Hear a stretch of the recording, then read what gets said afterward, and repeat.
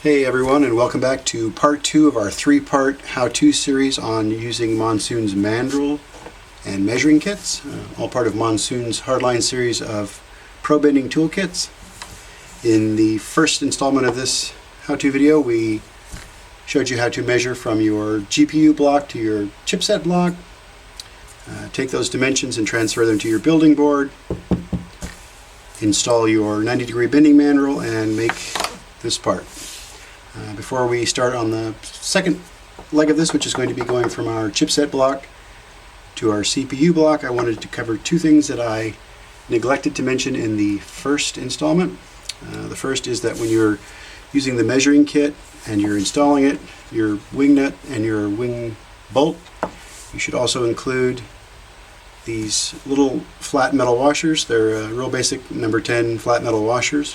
What those do is keep the wing nut from getting down into the groove that's in the rulers and spreading it apart. It just makes them much easier to loosen and adjust. I forgot to mention those in the first video, which I apologize for. The second thing I wanted to mention was that typically when I'm doing my dimensions, specifically if you're a new user, but even if you've done this for a while, you've kind of learned this on your own. If my dimension is 144 millimeters and 116 millimeters, I like to add 2 or 3 extra millimeters to the end of that.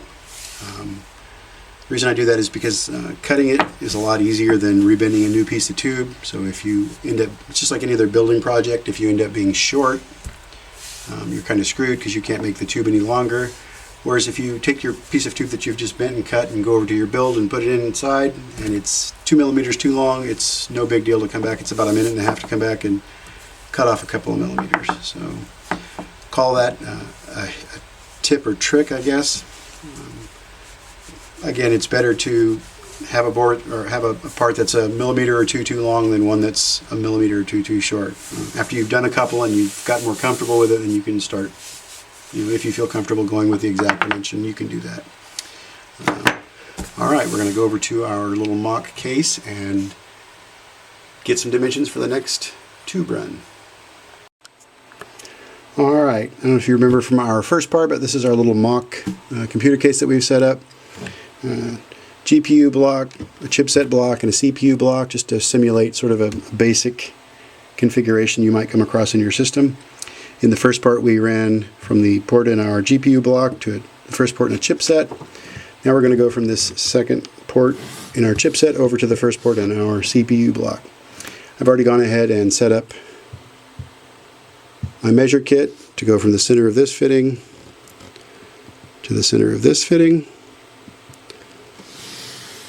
And if you can see that, I then went ahead and used my acrylic triangle or right angle to make sure that I'm square, which I am on that leg, and I'm square on this leg, which I am. And just one more time double check that I'm from the center to the center. I'm actually a little bit short. I think I could go another millimeter down on that one. So just going to loosen this up.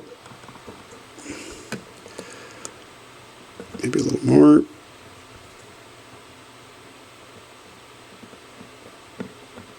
Slide myself down a millimeter right there. Tighten it back down, not too tight, we don't want to break anything. Confirm that I'm square, which I'm not quite.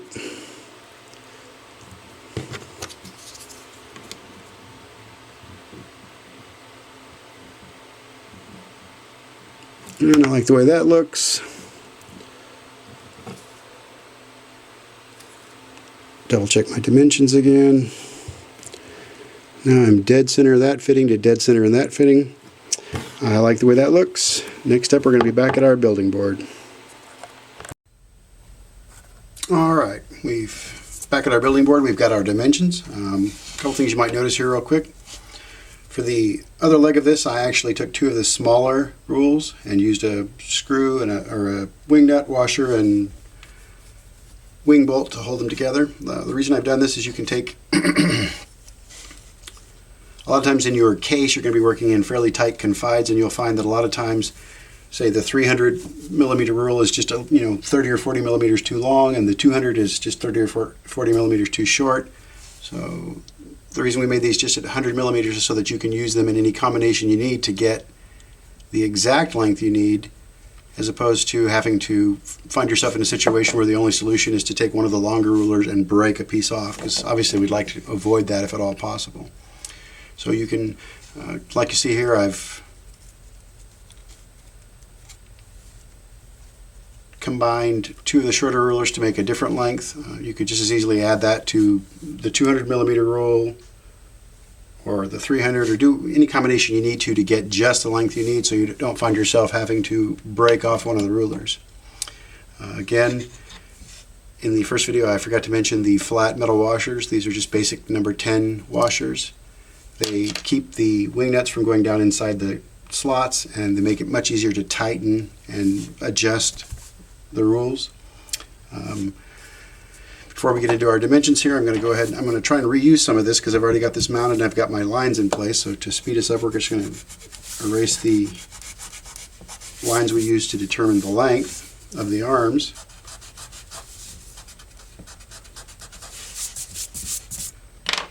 Alright. Now because we started over a little bit, we didn't start exactly from the 0 side, we started from the 60. I can look at this and see that my dimension over here is 229 degrees. So I'm going to do just like we did in the original. I'm going to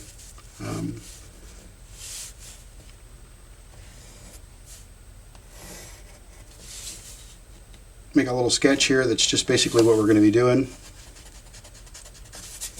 And then I can transfer my dimensions over. So I know that the large dimension is 229, just a real simple arithmetic here, and 60. So I'll subtract that, and I'm going to get 169. So that's the long arm. And then I can look at this and see that I'm at 116 millimeters for the long arm on the side. And then because we've combined the rulers here, as I mentioned, you're going to have to maybe do a typical little bit of math to add or subtract, but it's 106. So those are my dimensions. Now that I have those, I don't need to keep these together, so I can take it apart to get one of my long rules to make any lines I need to on my building board. Set these aside. Alright, we're going to start with our 169. Put those right on my line over here. Try not to lean over in front of the camera. Oops, got it backwards. 169, starting from the 0 side. And I'm going to make a mark at 169. Going to take my right angle that comes with the kit. I hate to try and lean over in front of the camera here, but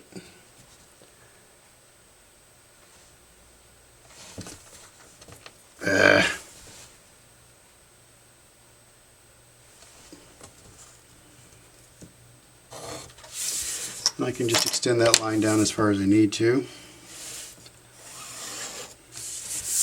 Alright, we know that that dimension is 116. I'm going to get one of these little rules so I don't have to keep leaning in front of the camera and blocking your view.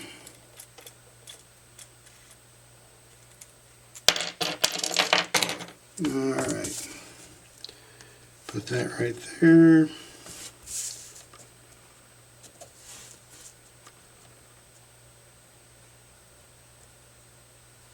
Alright, we know our dimension is 116 millimeters. 110, 11, 1, 2, 3, 4. It's right there. That gives us that leg, and we know the short leg is 106.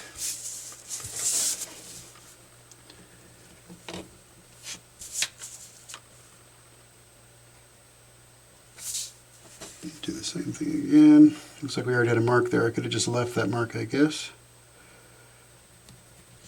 And again, I just added a couple of extra millimeters there to give myself some leeway in case I miss on any of those dimensions. Alright, what we've got here again is our center lines. Remember, these mandrels actually work with center line, so we don't have to do any of the calculations left edge to right edge or top to bottom. We don't have to do any of the K factors or any of that stuff because we're using the center lines that are built right into the mandrels like we discussed in the first part. What I'm going to do next is add this 180 degree mandrel, and even though we're bending a 90 because we've got the other mandrel in place, as I start my bend around, this mandrel is going to stop the bend from going any further. You'll see that, what I mean, in a little bit when we are actually bending our part. Alrighty.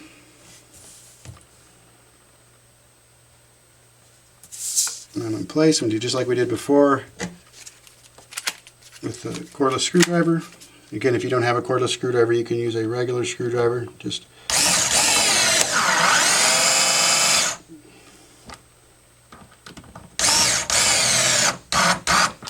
use a regular screwdriver, put it in the screw, give it a few taps with a shoe or a hammer or something, and then you can start the screw in.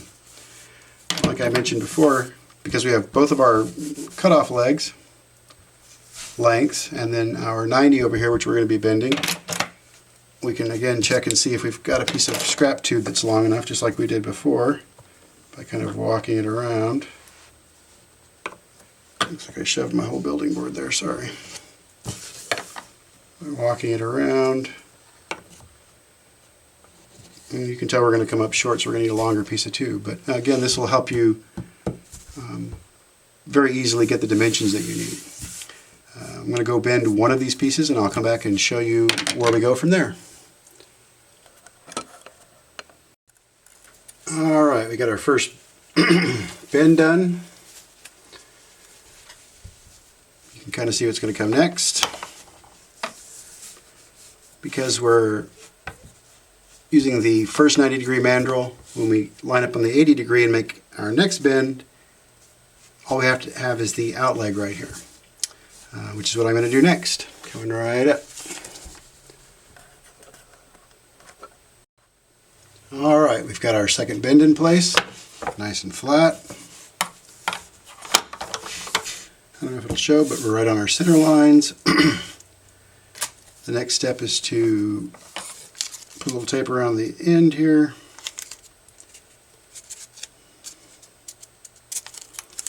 I use the tape for several reasons. One, it makes a nice easy mark to see with a pencil. The other thing is it lets you, when you're doing your cut in your miter box, miter boxes, and actually this is the other size, but it allows you to more easily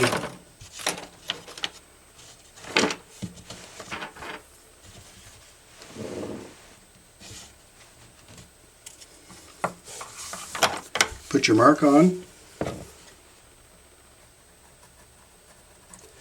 for cutting, and when you're cutting, it tends to keep the end of the tube or the edge of the tube from splintering. Alright, I'll be back in a minute after I've made this cut. And there we are with the second tube installed. Excuse the strange camera angle, but it's kind of hard to get it lined up so you can see everything.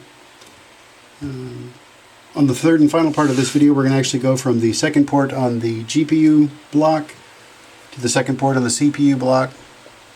We're going to come straight out along the x-axis, hang a 90 on the y-axis, and then do a Z straight down 90 to the other block. So we're still going to have two 90 degree bends, but we're going to have the second bend be on the third axis. What that's going to let you do is see how the little 90 degree brackets in the measuring kit work to allow you to get dimensions in all three axes. Stay tuned for the third part. I don't know if I'll get it out before Christmas, but I'll certainly do it right directly after Christmas.